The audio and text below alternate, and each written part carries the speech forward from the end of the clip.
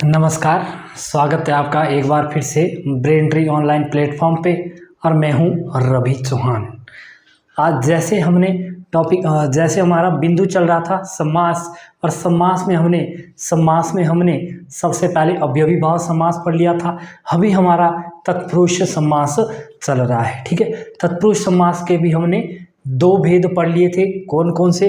कर्म तत्पुरुष और करण तत्पुरुष। ठीक है, आज हम पढ़ेंगे अपादान तत्पुरुष और संप्रदान तत्पुरुष। ठीक है, सबसे पहला बिंदु रहेगा हमारा संप्रदान तत्पुरुष और उसके बाद बिंदु रहेगा हमारा अपादान तत्पुरुष। जैसे कि मैंने समास के आपको 6 भेद बताए थे।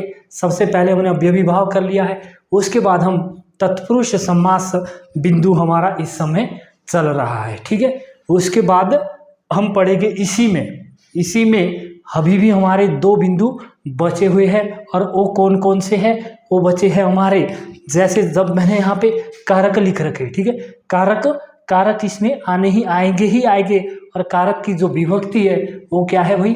लुप्त हो जाएगी। इतनी बात आपने ध्यान में रखनी है, विशेष ध्यान में रखनी है इस बात को कि जहाँ पे कारक की विभक्ति लुप्त हो जाएगी उसे तत्पुरुष समास कहा जाता है। और जिस समास का उत्तर पद प्रधान होता है उसे तत्पुरुष समास कहा जाता है। यहाँ पे मैंने कारक आपके सामने 8 लिख रखे हैं, जिसमें हम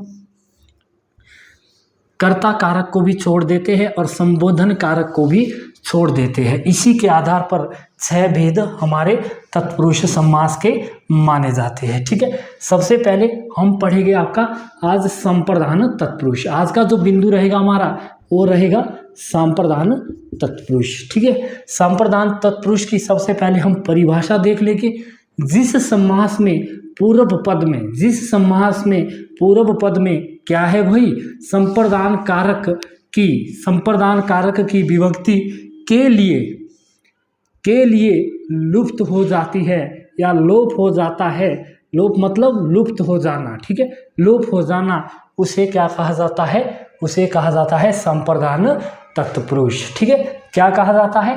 संप्रदान तत्पुरुष कहा जाता है। ठीक है, जैसे कि संप्रदान हम पीछे से लेकर करते आ रहे हैं। किसमें? समास में। एक पद तो होता है समस्त पद और एक होता है विग्रह करके। ठीक है, एक तो होता है समस्त पद और एक रहेगा आपका विग्रह करके। ठीक है, यहाँ तक की बात आपको समझ आ गई होगी।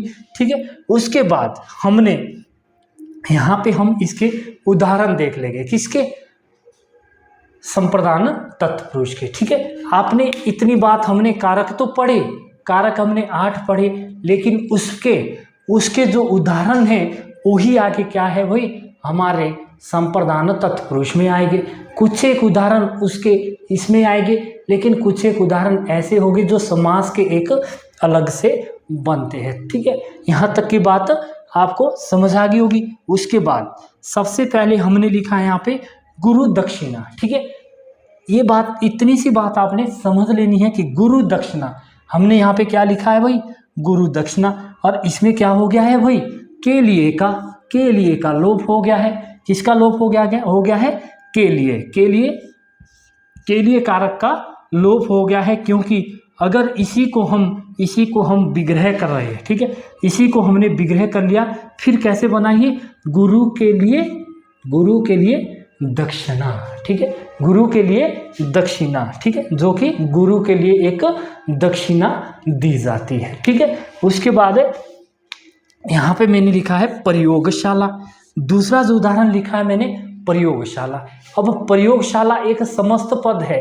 ठीक है, इस बात को आपने बहुत अच्छे से समझना है कि प्रयोगशाला एक अपने आप में क्या है? समस्त पद है। ठीक है, समस्त पद है, तो जब हम इसे विग्रह करेंगे तो विग्रह करके क्या है इसमें?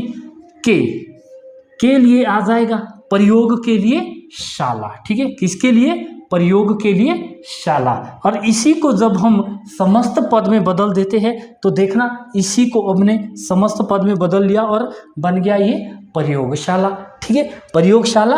और जैसे ही हम इसमें क्या है, इसको हम विग्रह करते हैं तो के लिए का यहाँ पे, के लिए विभक्ति का यहाँ पे लोप हो जाता है। ठीक है, उसके बाद अगला जो हमने उदाहरण दिया है आपके सामने, हथकड़ी। ठीक, हथकड़ी आपने पहले बहुत अच्छे से क्वेश्चन पेपर पढ़ लेना है। और हथकड़ी, जैसे ही हथकड़ी पे आगे हम इसे हम क्या है विग्रह करेंगे, ठीक है।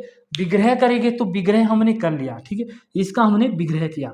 तो यहाँ पे क्या है के लिए जो कारक चिन्ह है उसका क्या है यहाँ पे लोप हो रहा है, ठीक है।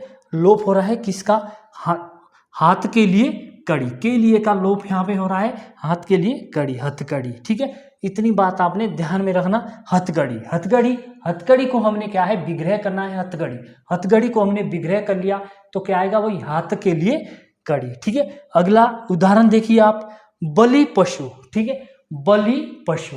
अब बलि पशु को हम जैसे ही विग्रह करेंगे तो बलि के लिए क्या आ गया, वही बलि के लिए पशु, किसके लिए, बलि के लिए पशु। तो यहाँ पे भी क्या है के लिए बीच में आ रहा है, और के लिए किसकी विभक्ति है, वही संप्रदान कारक की विभक्ति है, ठीक है। उसके लिए उसके बाद है रहा के लिए खर्च, रहा खर्च, यहाँ पे क्या है रहा खर्च में रहा के लिए खर्च, यहाँ पे भी क्या है के लिए की विभक्ति लुप्त हो रही है। और लुप्त कैसे हो रही है, अगर हम इसको समस्त पद बना रहे हैं, ठीक है। उसके बाद है यज्ञशाला, यज्ञ के लिए शाला मतलब यज्ञशाला एक समस्त पद बन रहा है, और जैसे ही हम इसको विग्रह करेंगे तो क्या है वही यज्ञ के लिए शाला बन जाएगी, ठीक है। उसके बाद है गौशाला। और ये वाला जो उदाहरण है बहुत बारी आपसे पूछा जाएगा, एग्जामिनर इसको बहुत बारी पूछता है, ठीक है। यज्ञ के लिए शाला और गो के लिए शाला, ये दोनों एक जैसे है, ठीक है।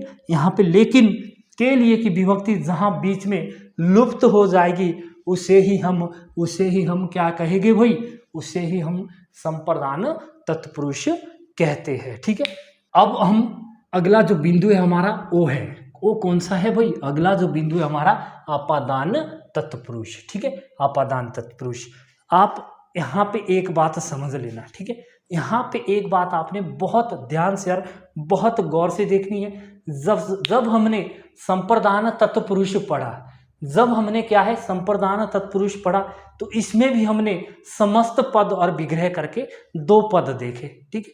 ये हमेशा समास के दोनों पद रहते हैं, ये समास की विशेषता है, समास में 2 पद रहते हैं, ठीक है।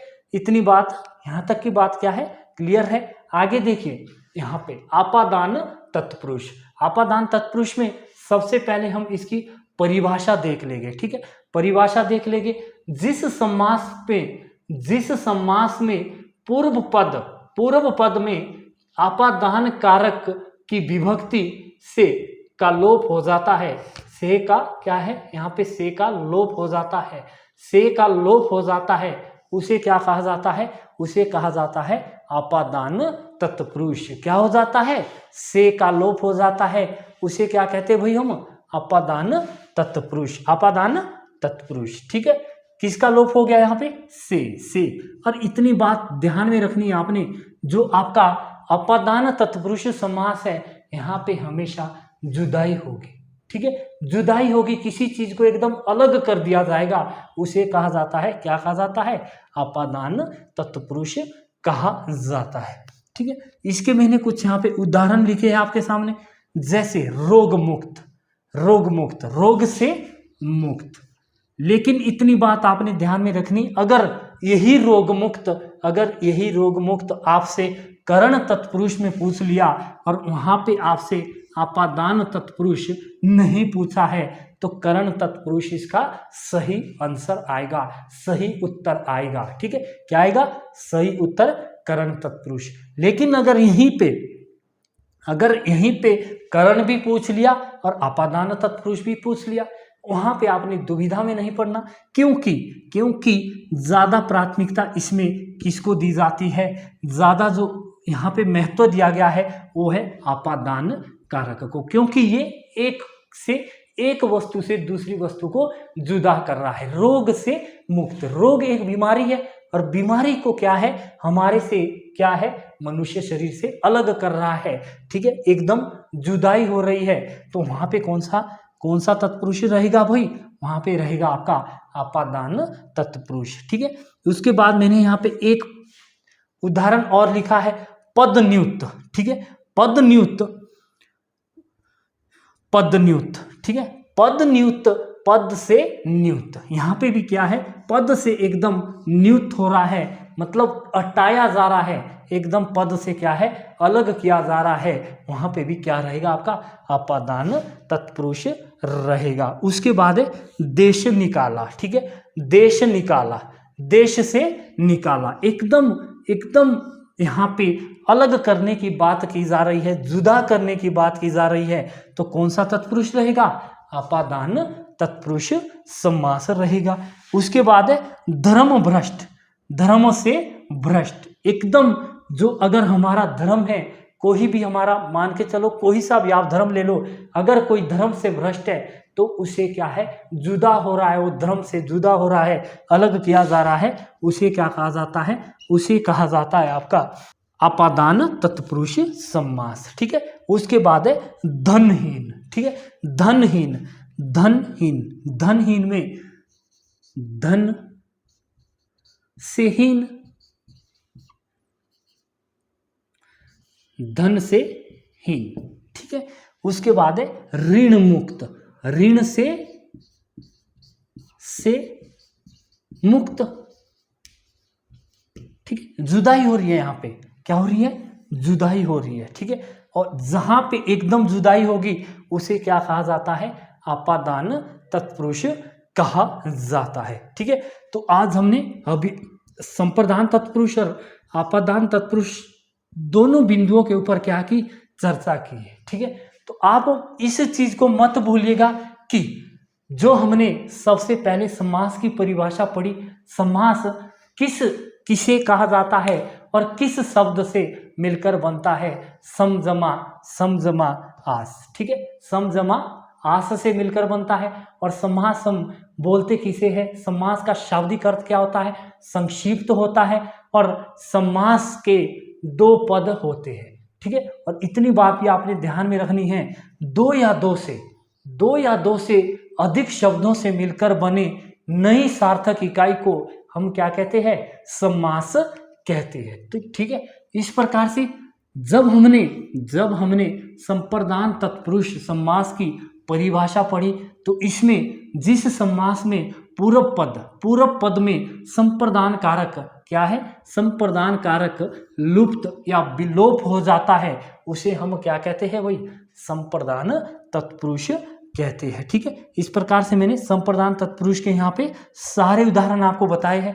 ठीक है, उसके बाद आपादान तत्पुरुष समास हम किसे बोलते हैं, वही जहां पे से के द्वारा, से के, ठीक है, से जुदाई का जहां पे लोप होता है उसे हम क्या कहते हैं, आपादान तत्पुरुष समास कहते हैं। ठीक है, यहाँ तक की बात एकदम बिल्कुल क्लियर है, यहाँ तक की बात एकदम बिल्कुल खत्म है कि आपने इसे बहुत अच्छे से समझ लिया होगा, क्योंकि संप्रदान तत्पुरुष और आपादान तत्पुरुष। उसके बाद फिर मिलते हैं अगली क्लास में, तब तक के लिए आप सभी को धन्यवाद।